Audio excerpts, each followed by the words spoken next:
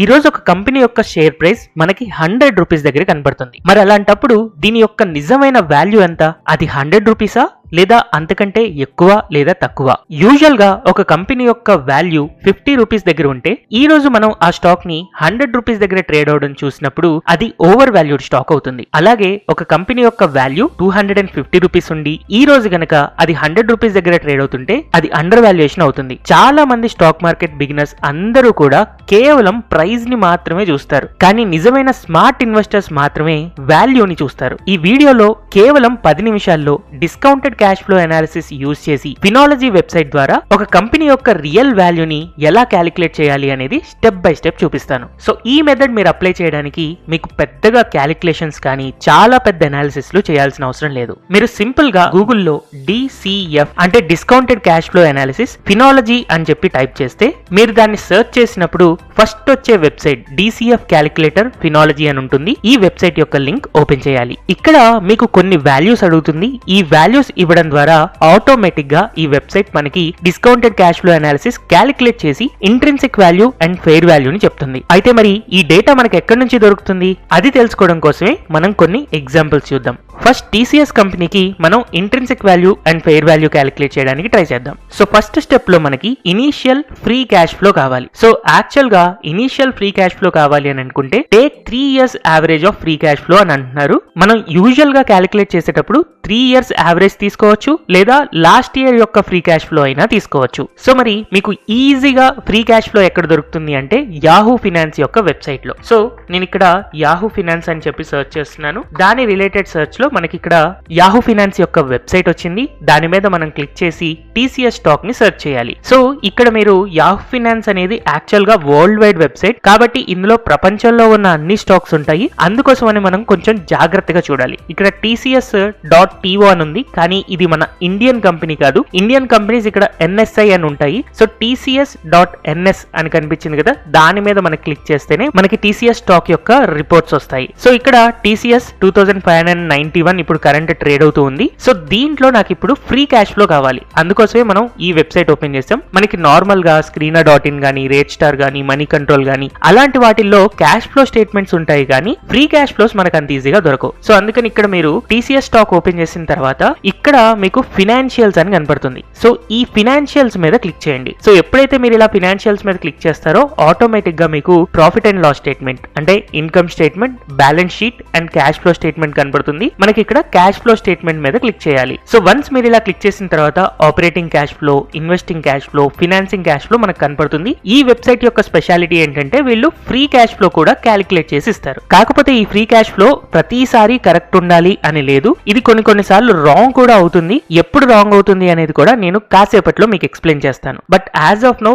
ఇక్కడ TCS stock ఏదైతే ఉందో ఈ కంపెనీకి last year free cash flow ఎంత ఉంది అని చెప్పి నేను ఇక్కడ చూస్తున్నాను. అయితే ఇది ఇన్ టర్మ్స్ ఆఫ్ థౌజండ్స్ ఉంది. మనం ఇక్కడ కొంచెం జూమ్ చేసుకొని చూస్తే ఇక్కడ క్లియర్ గా అన్ని నెంబర్స్ థౌజండ్స్ లో ఉన్నాయని ఉంది. సో క్రోర్స్ లోకి మార్చాలంటే 4 zeros తీసేయాలి. తీసేస్తే 44,971 crores అవుతుంది. కాబట్టి ఇక్కడ నేను ఫ్రీ క్యాష్ ఫ్లో 44,971 ఇక్కడ ఎంటర్ చేసుకున్నాను. ఇలా సింపుల్ గా మనం ఫ్రీ క్యాష్ ఫ్లో అనేది అటైన్ చేయొచ్చు. సో వన్స్ మనకి ఫ్రీ క్యాష్ ఫ్లో తెలిసిన తర్వాత నెక్స్ట్ మనం చూడాల్సింది డిస్కౌంటెడ్ రేట్. ఇక్కడ మీకు ఈ వెబ్సైట్ లోనే డిస్కౌంటెడ్ రేట్ మీదకి వెళ్ళినప్పుడు క్లియర్ గా అదంటే ఏంటి అన్న ఎక్స్ప్లెనేషన్ ఇస్తున్నారు. సో ఇక్కడ డిస్కౌంటెడ్ రేట్ కి వీళ్ళు ఇచ్చింది ఏంటి అంటే ఇండివిడ్యువల్ ఇన్వెస్టర్ యొక్క required rate of return. Actual గా మనం ఒక స్టాండర్డ్ కంపెనీ అంటే ఇప్పుడు TCS, ఇన్ఫోసిస్ లాంటి స్టాండర్డ్ కంపెనీస్ తీసుకున్నప్పుడు రిక్వైర్డ్ రేట్ ఆఫ్ రిటర్న్స్ అనేవి తక్కువ ఉంటాయి. వెరాజ్ రిస్కీ కంపెనీస్ తీసుకుని చాలా బాగా ఫ్యూచర్ లో పెరిగే ఛాన్సెస్ ఉన్నాయి అని అనుకున్నప్పుడు డిస్కౌంటెడ్ రేట్ అనేది ఎక్కువ ఉంటుంది. సో మనం ఈ కంపెనీ నుంచి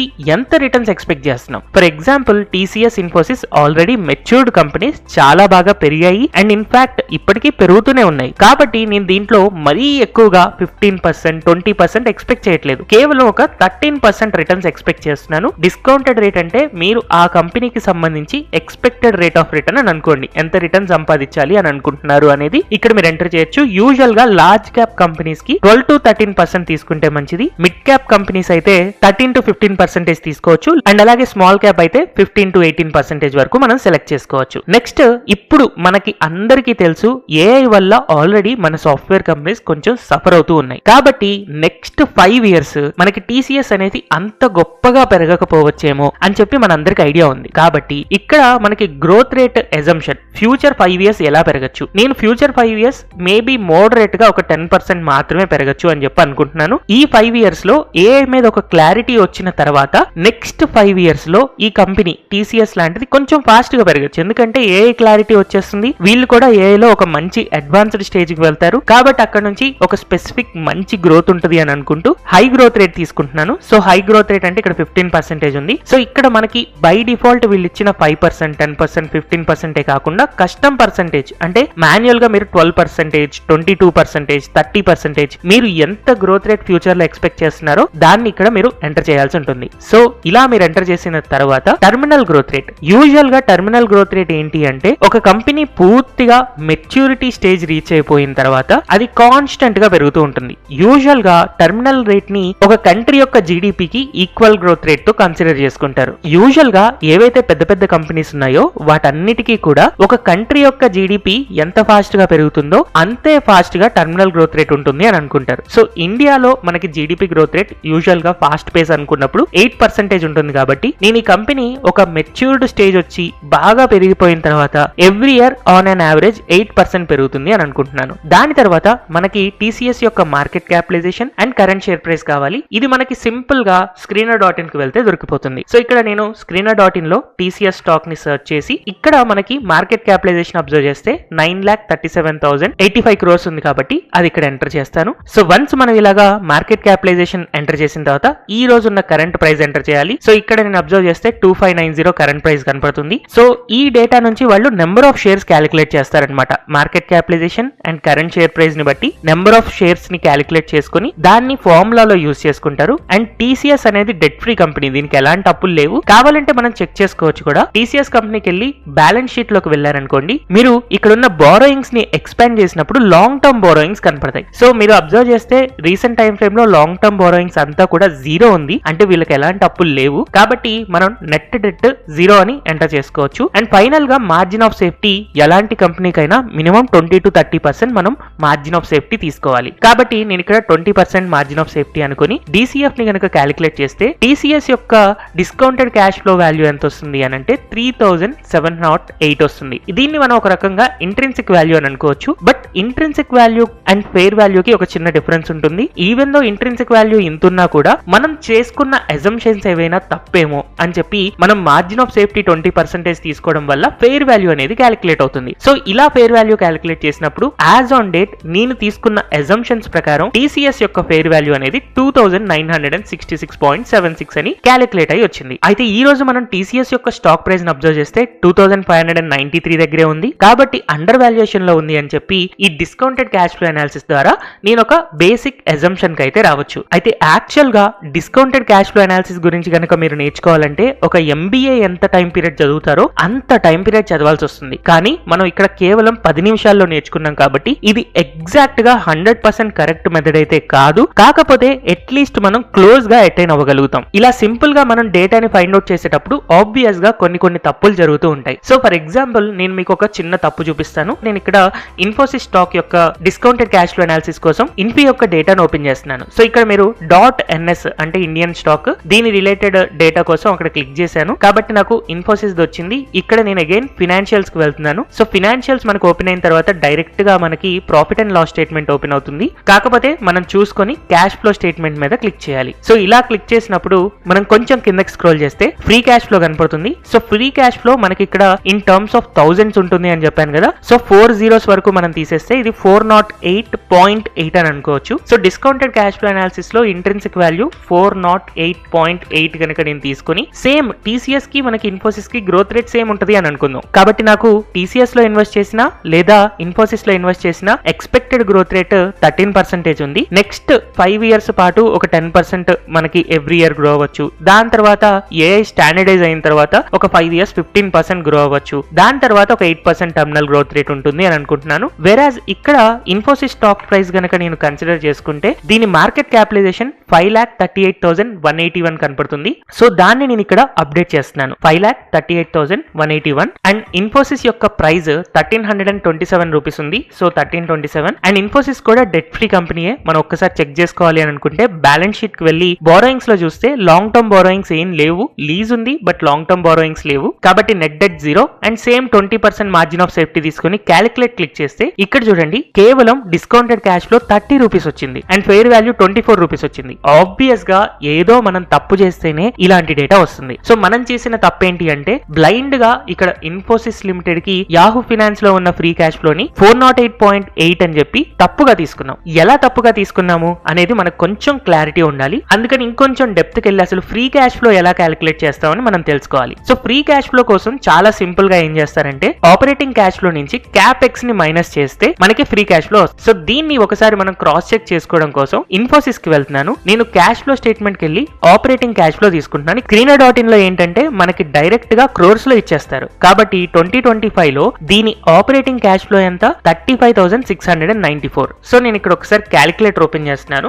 సో 35,694 దీంట్లో నుంచి నేను క్యాపెక్స్ ప్లాన్స్ అంటే ఫిక్స్డ్ అసెట్స్ కొంటూ ఉంటారు కదా, ఆ ఫిక్స్డ్ అసెట్స్ కొన్న అమౌంట్ ని మైనస్ చేయాలి. సో నేను దానికోసం cash flow from investing activities గనక ఓపెన్ చేస్తే ఫిక్స్డ్ అసెట్స్ పర్చేజ్డ్ అని మనకు కనపడుతుంది అనమాట. ఆ వాల్యూని మనం మైనస్ చేయాలి. ఇక్కడ మనం అబ్జర్వ్ చేస్తే 2,237 crores ఉంది. దాన్ని నేను మైనస్ చేస్తే 2,237 అప్పుడు నాకు ఫ్రీ క్యాష్ ఫ్లో 33,457 వస్తుంది. కాబట్టి యాక్చువల్ గా కరెక్ట్ ఫ్రీ క్యాష్ ఫ్లో ఏంటంటే 33,457. ఆ వాల్యూని నేను ఇక్కడ ఎంటర్ చేస్తే 33,457 ఇక్కడ ఎంటర్ చేసినప్పుడు క్యాలిక్యులేట్ డిసిఎఫ్ చేసినప్పుడు నాకు డిస్కౌంటెడ్ క్యాష్ ఫ్లో ద్వారా ఇన్ఫోసిస్ యొక్క ఇంట్రిన్సిక్ వాల్యూ 2,400 ఉంటే ఫెయిర్ వాల్యూ 1,900 రూపాయలు ఉంది. యాజ్ ఆఫ్ నో ఇది 1,300 దగ్గర ట్రేడ్ అవుతుంది కాబట్టి డిస్కౌంట్ లో ఉంది అని మనకు అర్థమవుతూనే ఉంది. అయితే ఇందాక టీసీఎస్ కేమో మనం డైరెక్ట్ గా తీసేసుకున్నాము, కానీ ఇన్ఫోసిస్ కి ఇది తప్పు అని చెప్పి డిటర్మైన్ చేశాం కదా.